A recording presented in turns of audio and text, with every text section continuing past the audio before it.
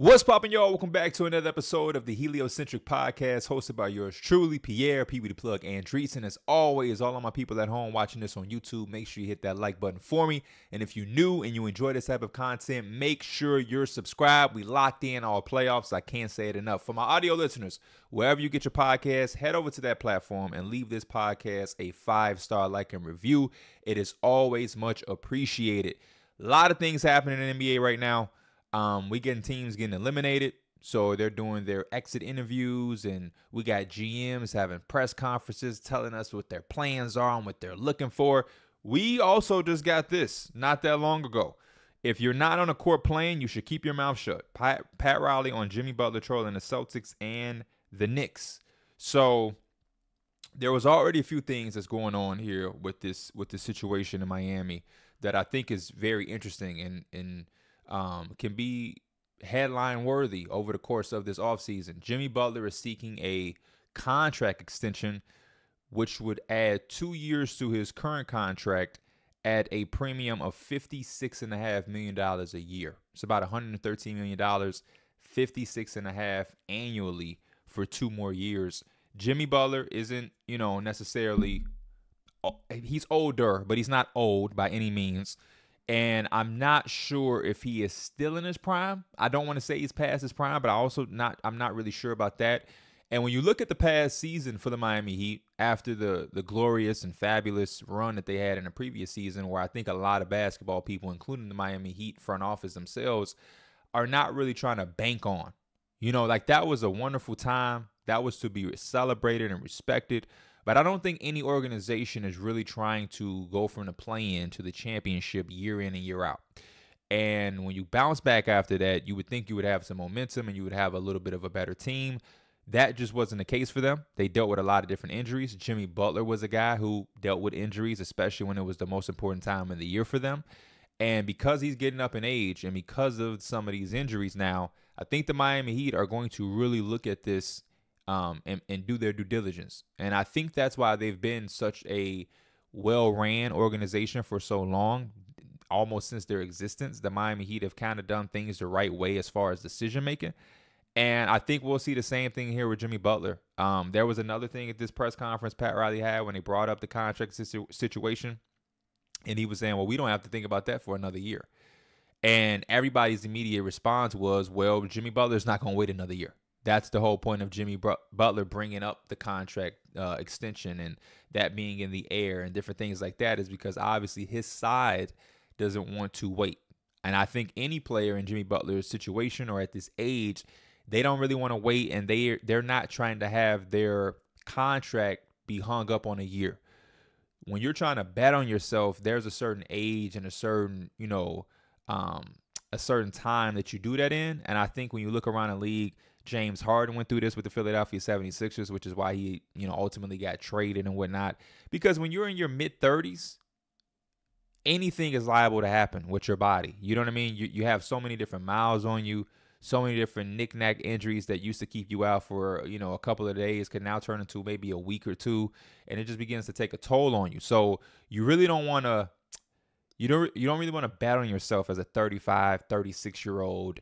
You know what I'm saying? Like you one bad playoff run, or you missed it. Like right now, if Jimmy Butler was going into free agency right now, what would his market be considering how the season ended for him with the MCL strain? He played on one leg, and then we didn't really see him after that, and he wasn't able to play in the playoffs at all. This actual regular season was a real tough year for Jimmy Butler. And wasn't one of his super crazy better years, but we kind of look at it and say, okay, he'll turn up in the playoffs. But I mean, that's what teams are now paying for. Teams are now paying for regular season and playoff performers, unless you're going to year in and year out elevate a team far in the playoffs, and that's just not the case. Like I said, they had a really good run. They had a nice run in the bubble, but the Miami Heat have not consistently been a team that has been at the top and has competed for these championships and where they want to be. And you have to start looking at this team. If you give Jimmy Butler that money, you already paid Tyler Hero. Bam is only 26. You're paying him. And you got Jovic, Hami Hackett. They're in a good spot. So they have to think wisely, because one wrong move can then mess up the future of this team. So I'm looking at that closely. We've already seen rumors of different teams are going to be monitoring Jimmy Butler in the Miami Heat situation. If that's really their thinking of, hey, we don't have to extend him right now, and then his side is like, no, we want our extension right now, there definitely may be a different thing. And because I don't want to look too much and you should keep your mouth shut, but you know how Jimmy Butler is. I don't know what Jimmy Butler's response could be. It may be like, forget what he's talking about, I'm going to say what I want to say. Or maybe like, Pat Wright, I should, I'm just trolling. So who knows? Maybe it ain't that big of a deal.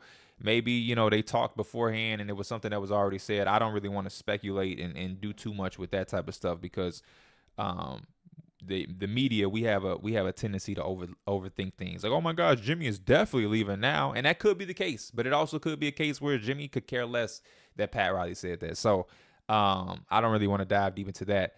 Another team, the Orlando Magic, they are rumored to have interest in Klay Thompson, and there's rumored that Klay Thompson has interest in them. So there's some mutual interest, and that comes from Shams. So that's another interesting thing about this summer. We got Klay Thompson. What are the Warriors going to do after such a tough year for them? It's bittersweet to think about Klay Thompson being somewhere else, but because of the state of the Warriors and because they need real help, they need real work to do with their roster. And Klay Thompson is going to want some money, rightfully so, because again, he's a guy who has dealt with these health issues. He's not a guy who wants to necessarily be in situations where he's constantly bet on himself in his mid-30s. I understand that. And if the Magic can give him something significantly better than what the Warriors can, including opportunity, I can see why he's interested. Just being as honest as I can see why something like that would interest Klay Thompson. And we're going to talk about the Magic soon and some of the things that we have to talk about when it comes to the Magic and their first round matchup with the Cavs. You obviously see why they're interested in him. Just the three-point shooting alone is something that they really are seeking and really need. And then on top of that, they do need some veteran presence. There were certain times, and I guess I'll spill over into it, there were certain times in the Game 7 where they were dominating the Cavs in that first half. But even while dominating them, there were certain possessions where I was just like, that's just not smart. These are bad, ugly possessions. And I'm not going to say that I was a Nostradamus knowing that they were going to lose that game, but I felt the comeback was going to happen before it happened. And not just because comebacks in the NBA are so normal now, but because of how they were playing. When you have an 18-point lead on the road in a Game 7 of the playoffs, you have to double down on valuing each possession. And there were stretches of possessions in the second quarter where I felt like they could have built on that 18-point lead. They could have really gave them a sucker punch, not a sucker punch, but a big haymaker punch to really give themselves a large enough gap to have some comfort. But because you toyed around and because you had a damn near logo three from Paolo with 18 seconds left on the shot clock, Paolo took another three a couple plays after that when somebody went under the screen from the top of the key. It wasn't as far, but another miss. Wendell Carter had a three on the left wing that I just wasn't feeling, especially because he had an extra pass there. Jalen Suggs was taking three after three after three. I think he shot like 12 shots and 10 of them were threes, and he would end up being 2 of 10 from three. Franz Wagner, 1 of 15. And in that third quarter is where it really got bad. I think Wendell took another bad three I wasn't a fan of because he also had another one more. Wendell had a mid-range shot that I didn't love. There were some isolation plays that I don't necessarily want to say were drawn up, but they didn't have anything. And Franz, who was struggling this entire game, was constantly just like handling the ball, going at guys. And I just didn't understand that. And there was a possession where they missed some threes and kept getting offensive rebounds. And they kept shooting and launching threes over and over as if it was the fourth quarter with less than a minute to go. And it was real desperate. And I think that they could have got out of the being a desperate team if they had somebody who can control the game for them and say, hey, okay, we got this is our third offensive rebound. We're going to wait. We're not going to chuck up a three. Let's value this possession. We got extra 14 seconds. Let's get something. Paolo, you get right there. I don't need you taking fall away mid-range shots while we're up 13. Go drive to the paint, continue to get to that line. That's what you had. That's what had you have a great second quarter. You shot 8 free throws. Let's not abandon that. You know what I mean? And they just didn't have some of those plays.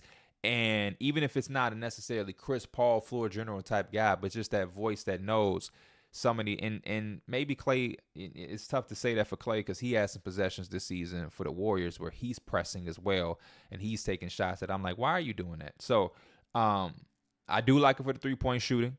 I do like it for that, but I do also think that they need leadership, and they have to find some type of leadership in the role of a guard who can settle things down. It doesn't have to be Chris Paul himself, but man, like if Ricky Rubio was still playing in the NBA, they could use something like that. They need somebody who can make the game a little bit steady and a little bit more easier, because there was too many times where Franz Wagner had the basketball trying to make decisions and plays off the dribble, where Jalen Suggs is tossing up threes. Wendell is tossing up threes. I like some of the spark that Markelle can give you in Cole, but it's such a scores mentality that they at times can be foot on the gas and not enough foot on the brakes either. They need somebody who can come in and kind of negate that for them. In that third quarter, it was brutal. Donovan Mitchell outscored them himself. 17 points for him and 15 points for the Magic in that third quarter. And the Cavaliers had 2 guys score that quarter. They won that quarter by 18 points, and only 2 guys made field goals. You had some free throws from Isaac Okoro and I think Karis LeVert. But as far as field goals, the Cavs had 11 field goals. Donovan Mitchell had 7, and Max Strus had 4. They lost a quarter to one player. One player outscored them in an entire quarter after they had an 18-point lead in the second quarter of this game. They lost the third quarter by 18. Just disgusting basketball. They had 4 field goals made in an entire quarter. Paolo missed a putback dunk. Like Franz Wagner was just not it, and they kept running through. And I get it.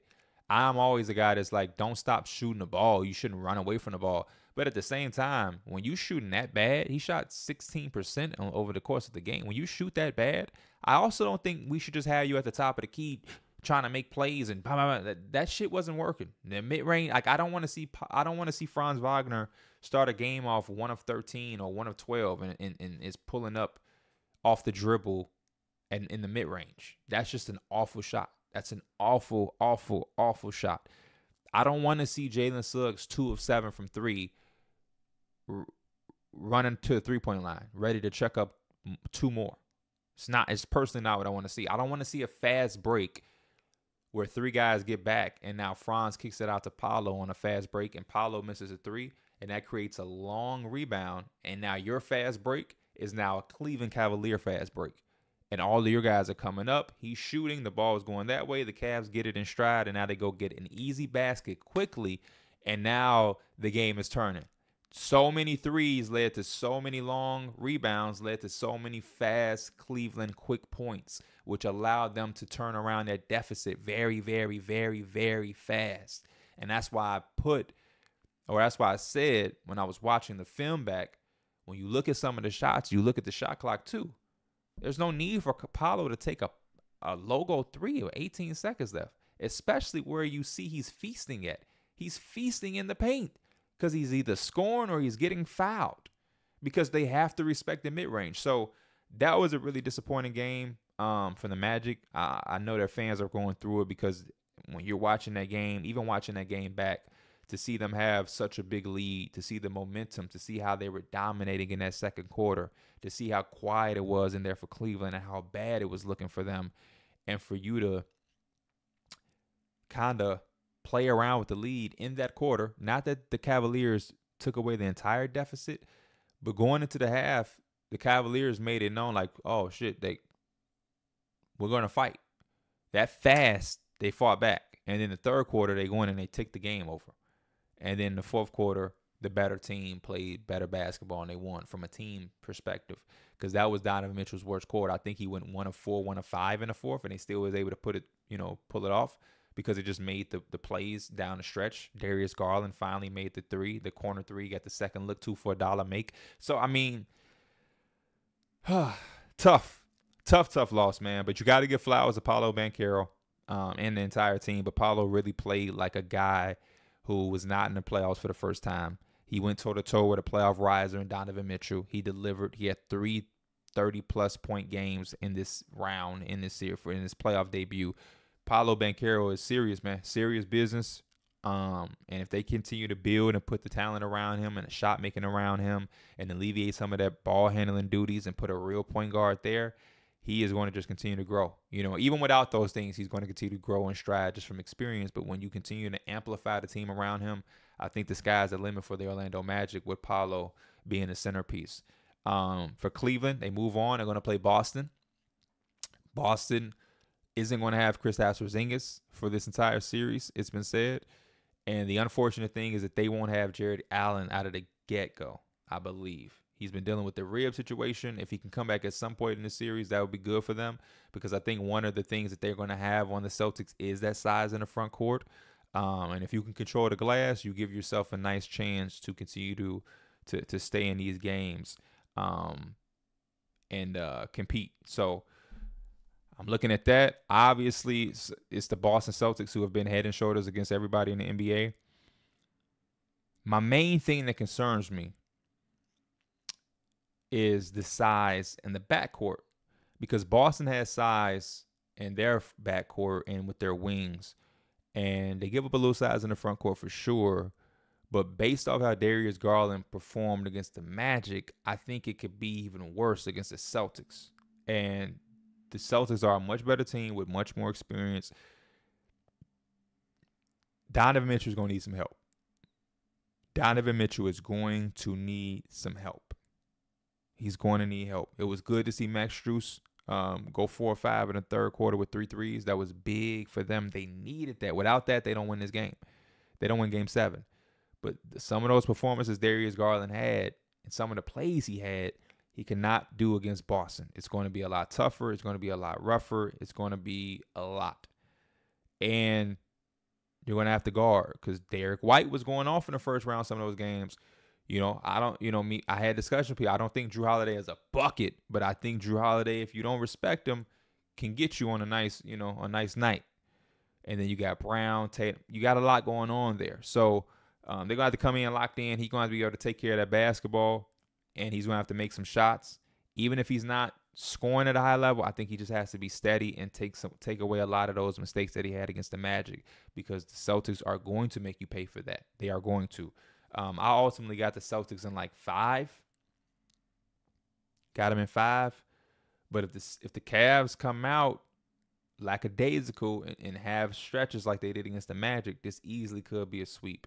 I do want the Cavs to make it interesting, though. I would love to see Donovan Mitchell just say, I ain't going like he did in Game 7 and make this a series. I would love for this to be a 6 or 7 game series. You know, the more basketball, the better. But because they don't have Jared Allen for I don't know how long, and because what Darius Garland showed us against the Magic, and because I'm thinking that it can get worse because you're playing against a better defensive team, I think Donovan Mitchell won't have enough help to make this series a series. So we'll see. Daryl Morey on the Sixers' biggest need. Wing who can play at a high level in the playoffs. And this comes from NBA Central, RB Philly Take. And the picture they used was Paul George and Jimmy Butler. The Philadelphia 76ers are a team who can create $60 million in cap. The Orlando Magic can make $60 million in cap as well. If Jimmy Butler is not going to be with the Heat, if they're not going to give him an extension and he has to get traded, that would be a nice situation for Philly. Jimmy Butler loves Joel. Joel loves Philly. Loves Jimmy. But the whole pick me over to buy it, I don't know how far that goes, but we'll see. And then there's also a picture of Paul George going into free agency. They got handled. They got taken care of.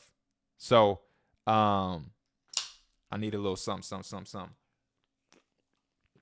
Paul George will be free. Potentially. Depends on if you want to go back to the Clippers. I have no idea what to think of the Clippers right now, but there is a situation where Philadelphia can give Paul George a bag. And I'll be honest, I like Paul George with the Clippers. I don't mind if he stays. But if he was to leave, this is the situation to go to. You have a center who is the best player on the team, the reigning MVP for the next week or so, and then we'll have a new MVP. You have a guard in Tyrese Maxey who is emerging, and then you have yourself, and you'll have Nick Nurse, who should be respected as a coach. The one thing about Paul George with the Clippers is the fact that him and Kawhi do play the same position. They do operate sometimes in the same spots. But if you put him with a center like Embiid, who is going to command double teams, and a guard like Maxey, who can drive, shoot, play with the ball, play without the ball, there's a slot there where Paul George can fit in perfectly and really do him. He can play off of both of those guys. He can play off that two-man game. One or both of those guys can go to the bench, and he can do his little solo thing for certain stretches of the game. And then also, he would be like the third option. Joel Embiid is the first. Maxey is the second because he's the point guard and he's going to have the basketball, and he works so well with Joel Embiid. And then you just feed off of them and get yours. It's kind of the same situation sometimes with the Clippers. Paul George has nights where he is the first option. He has nights where he's the second option. He's had nights where he's the third option now that James Harden is there. I just think that this one may be a little bit more better because of how he likes to play and because he would be the wing there operating certain areas. And I think they wouldn't really get in each other's way. And I'm not saying him and Kawhi get in each other's way. They can play. They just haven't been healthy. And because of Kawhi's knee, who knows if they can continue to be healthy. So I'm actually intrigued with Paul George going to Philly. I am. The Eastern Conference, like I said, being able to play off of Joel Embiid, being able to play off Tyrese Maxey, being able to play off that two-man game, being a guy who is a third option now, and not a third option in a super negative way either, but like, you know, you can do what you want to do. There's just certain nights where it seems like Paul George don't want to be the first option. He's just cool, chilling, playing, and you know he has certain nights where he does turn it up. So this seems real nice to me if he's going to leave Los Angeles. Now the other part of this is if he just wants to be home, then I get it. He'll just stay home with the Clippers, and if they can win a championship, cool. If not, I just enjoy playing at home, being around my family, my friends, and in the areas of where I grew up. Can't really argue with that. That's the part where it's like, you know, who knows what his real intentions are. After all of that, the news with these different players and off-season things, one of the things I do want to talk about is now the second round. We're in the second round of the playoffs, and Clippers president Lawrence Frank says if they had a game today, Kawhi would still be out. So yeah, when shit like that is being said, it becomes concerning. I don't know what James Harden and Paul George are going to be doing and thinking and considering going into the offseason. Is you know, does James Harden say, come on, Klay, let's go to the Magic with the young guys? You know what I'm saying? I don't know. But, I mean, the Clippers could look real different next year. If Paul George, if the Clippers, you know, if all of these guys are feeling like Kawhi Leonard is going to have a serious knee issue now, this really dampers a lot of stuff. This ruins the plans. They were supposed to still be playing basketball. None of them thought that they were going to go home because I don't think any of them thought that Kawhi Leonard was really going to not be able to play in the first round at all. You know what I mean? Like, even when he was kind of that way towards the end of the season, like, okay, will Kawhi, you know, miss a game or two? Like, no, Kawhi, even the games he played was not good. It was showing that injury is really bad and it's bothering him. So this is a new fold that makes you have to look into everything. Will the Clippers even want? I mean, they extended them, but oh man, and they got the new arena. So I mean, the Clippers are going to push to have those guys, but some critical thinking is going to have to be made for guys like James Harden and Paul George, because if Kawhi ain't hurt, the allure of this Clipper team is gone. Hell, does Ty Lue still want to be there? The allure of coaching this team is to have Kawhi, Paul George, and James Harden all healthy with Zubac, the depth of Norman Powell. You know what I mean? Like, that's the allure of coaching this team. Terrence Mann, like, everything was fitting. But if Kawhi ain't healthy, the entire trajectory of this team goes out of the window. The entire trajectory of this team. So that's a new fold. That's a new fold to all of this. The Timberwolves versus the Nuggets. Game 1, phenomenal. Game 1 was phenomenal. The Minnesota Timberwolves, I picked them to lose in 6. I got the Nuggets in 6 because I am to respect the Nuggets, and because of their execution and how well they play, it's hard to go against the Nuggets. But I won't lie, I am rooting for the Timberwolves slightly because I'm a big fan of Anthony Edwards. I love what he represents. I love what he brings to the game. I love his competitive nature. Also with being that fan and kind of like still a kid in a certain way.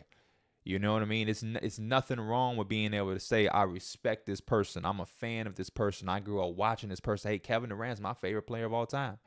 But when we're on the court and we get in between the lines, all of that goes out of the window and I'm coming at you. He said KCP is my bro. That's my big bro. But I'm coming to take his head off. That type of competitive nature is what we're missing with respect. We don't have to go out there and disrespect each other. I'm not asking players to disrespect each other. There is a line and level of respect you should have for your peers. Definitely. Everybody is out there inspiring each other. But though we have relationships, does not mean I should hold back or shouldn't give you every single thing that I have to beat you and take your head off and to just win this. Like, that's the energy we need more in the NBA. We don't need fake fights. We don't need guys huddling up in the middle of the arena acting like they're about to fight and jawing off. No, we don't need that. We also don't need buddy where everybody is scared to be competitive with each other and scared to take it there to win. This is for legacy. This is for, dynasty. This is for your name and your career and what you stand for. You got to go an extra level sometimes, and Anthony Edwards does that. So I'm rooting for him. And their team is just well constructed. I watched this game. I watched it back. I watched it back. I watched it back. I watched possessions. Like, I love this first opening game because there were some things that went well that I think they can play on. First and foremost, the performance from Anthony Edwards. He damn near was outscored by Jamal Murray and Jokic together by like 6 points. They had like 49 points combined, and he had 43? Their duo is going to have to do way more damage than just outscoring Ant by 6 points, 6 or 7 points. That's not gonna be enough, especially when you consider the third quarter that Karl Anthony Towns had, where he didn't miss a shot. Phenomenal. I love Cat having possession starting off on Jokic. I love Rudy being able to roam off of Aaron Gordon. I love McDaniels and Anthony Edwards and their effort when they're on Jamal Murray and Michael Porter Jr. and different things like that. There was a possession where Jay McDaniels got matched up on Jokic early in that first quarter, and he caused a turnover where he slapped the ball off of Jokic and it went out of bounds. Jokic started off, I think, 0 of 3 with 1 turnover. They did a really good job defending him. There was some one-on-one possessions from Cat where he just strengthened up, and you just play as much good defense as you can, and Joker is either gonna make it or miss. And a couple of those possessions he missed. There was some one-on-one possessions with Rudy, and he was backing him down, and he just used his length to make a miss. Now, Jokic is going to make some, but it can't waver you. It can't affect you. You have to tip your hat off and go back down on the court and then come back down on defense and do the same thing all over again. You can't be discouraged when he makes those shots or those hooks that you're well defending and he still makes them. That's what he does. You're not going to negate him entirely. But you do have to make him work. And you do have to be able to get stops. And I think Minnesota did that from start to finish. They were able to get stops on Joker one-on-one. There was one where he slipped on Rudy. Cat helped from that left corner, that right corner, which was Christian Brown, and was able to block the shot or allow Jokic to throw the ball up, and it didn't touch anything, and then he caught it. That's a travel. Just really good help defense. Even that possession when Jaden McDaniels was on Joker, he was able to get the swipe, but there was help there too. There was a lot of bodies there and a lot of size and length, and the same thing for Jamal Murray. There was possession where Jaden McDaniels was on him, and he's coming off the screen, and he's trying to do the floater, but Rudy's there too. He's up at a decent level, so now you're getting block attempts and contests from behind you and in front of you. It's very overwhelming. So I loved it from that standpoint. Also, when you think about the fourth quarter, that Naz Reid had, 14 points? Really showing why he's the sixth man of the year. He did a really good job when Karl Anthony Towns wasn't in the game. Just really did his thing. Just really, really did his thing. I think Jamal Murray has to come out and be a lot better. I think the fourth quarter that him and Jokic have, that's how they have to start the game. I don't think Jamal Murray made a field goal in the first quarter. I want to say he went over 3. Reggie Jackson gave them some really good energy. I think Michael Porter Jr. was really big in that first quarter with the mid-range shot he hit, and one of the threes he hit, the lob he got from Reggie Jackson. It was big because of the lack of production Jamal Murray had given them in that first quarter, and essentially the first half. He came out, had a really, really good third quarter, Jamal Murray, and really got going with the layup and the midi and the three where he fell out of bounds on a right wing in that third quarter. And then he was able to build on it and get himself going for the fourth quarter, but it was a little too late. And like I said, in that fourth quarter, down the stretch, there was a lot of one-on-one possessions with Rudy, with Joker, and Jokic, and he really held his own. And there was one play where they were down 6, and Joker was trying to go at him, and he didn't fold. And that's going to be the telltale. Can you count on Joker having that same type of performance where he was able to be kind of stopped a little bit, and there was some times we saw bodies, and I don't think he made the right pass or right play. He took some of those things up because he was missing so many in the beginning that he probably felt like bunnies. I think in game 2, he's going to make the mental adjustments. I think Jamal Murray is going to come out a lot more aggressive. I think you have to anticipate KCP and Aaron Gordon finding ways to get themselves involved because their role players are lethal. They don't have the type of role players that you're going to be able to negate for stretches of games.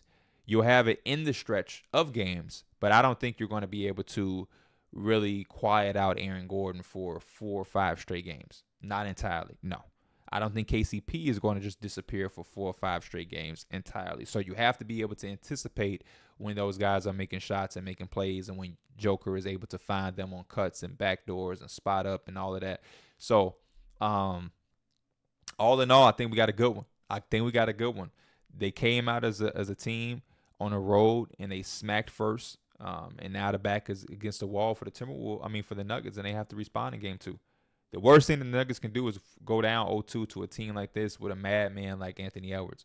He's on one. That was a Kobe Bryant level performance. And like I told people on Twitter, y'all know how I feel about Kobe Bryant. I don't talk like that loosely.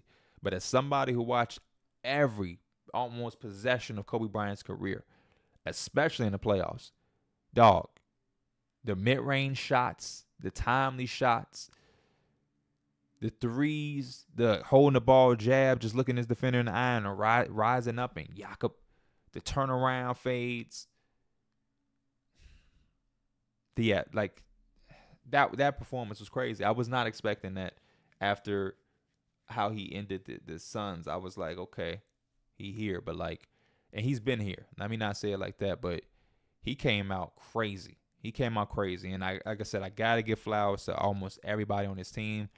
The way Cat played offensively and defensively, Mike Conley being as steady as he is. Jaden McDaniels didn't score this game, I think, or he didn't score a field goal, but he was still effective defensively. And then Rudy is able to do so much on the defensive end that he's contesting floaters, he's contesting Jokic, he's helping on Jokic. He's just there to provide back-end stability for the rest of his teammates. And I think that's going to be something that could really, really give the Minnesota Timberwolves a chance to take this series if they are going to. So they play again tonight, the late game after my Knicks. And I'm expecting, like I said, Jamal Murray and Jokic to come out and have a very, very big half to come out and tie this series up 1-1. As far as my Knicks, we handle business, obviously. Got past the Philadelphia 76ers. Now we're going to a series where we're playing the Pacers. And I respect the Pacers. I love the way that they played against the Bucks, besides the one time that they lost without Dame and Giannis. But I got my Knicks in 5. I just think that we have too much for them. I think we play too gritty. I think we muck the game up too much for that offense that they have. They're going to score points. They're going to get out. But I think we can negate that by making the game extremely physical, throwing bodies at a lot of guys and making them have to match that physicality and that energy. And I just love our hustle, too, the hustle mentality that we have. I don't see anybody that can match the offensive rebounding that we do, somebody that can put a body and keep guys off of the glass. And as long as we continue to do that, we're going to always give ourselves an advantage. The fact that they also don't have defenders or anybody that I think can really bother Jalen Brunson. And I don't think at all they have the capacity to be able to guard how Philadelphia did. You know what I mean? I just don't. So because of those things, because we had a little time to rest, and get our legs back under us, I think we're going to be ready to go. We are going to be missing Bogdanovich. He's out for the next 3 months. But I love the energy that we play with. The way we guarded Embiid, the way we fought against Philadelphia, who is not the typical 7 seed, it gives me all the confidence in the world against the Pacers team, who, like I said, they struggled in a series where Dame wasn't there. They had certain games against the Bucks defense that struggled all year, that was able to kind of take away their firepower of offensive scoring. Pascal was eating the first couple games, but that first 2 games, I think they held them under 100 the first 2 games. That's not usual for the Pacers to be held under 100. And if they were able to do that against the Bucks, who had a questionable defense all year, I like what Thibodeau and co can cook up to try to slow this team down. They should be respected.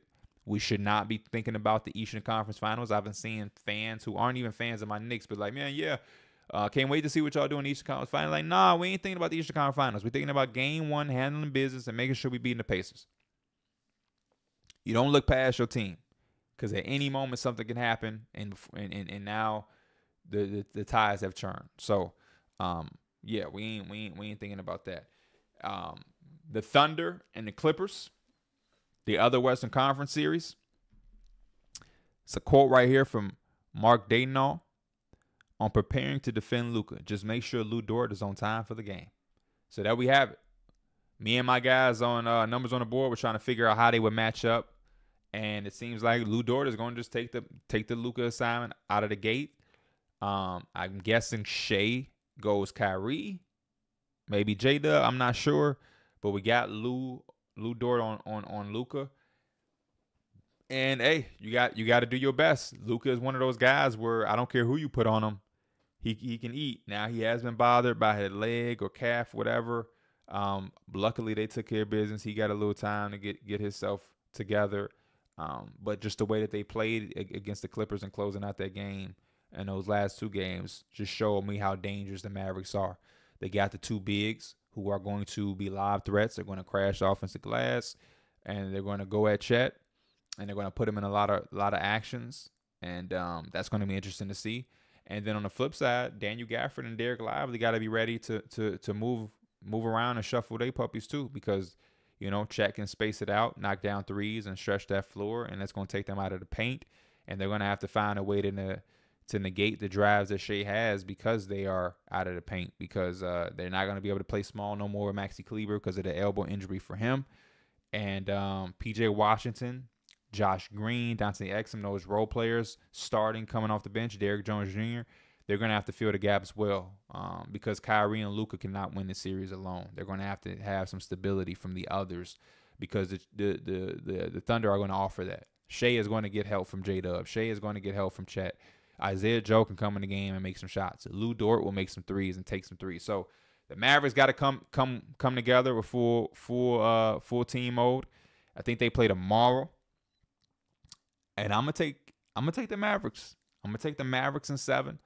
I think Luka is going to answer. I think Luka is going to deliver. This is the stage that Luka has been asking for, or should have been asking for, with this specific team. Obviously, we've seen him get to the Western Conference Finals. I don't think his team was ready. I think he just played beyond, and they played out of their mind in that Game 7 against the Suns. But now I do think he has the proper partner in Kyrie and the proper surrounding pieces and some depth to really do, what we all been waiting for, which is that signature run and taking somebody out. So Luka and the Mavs in 7. I'm sure Shea, J-Dub, and Chet gonna have something to say about that. And yeah, those are my second round predictions. We got a lot going on. Like I said, man, we in that off season part of the season where some teams get eliminated.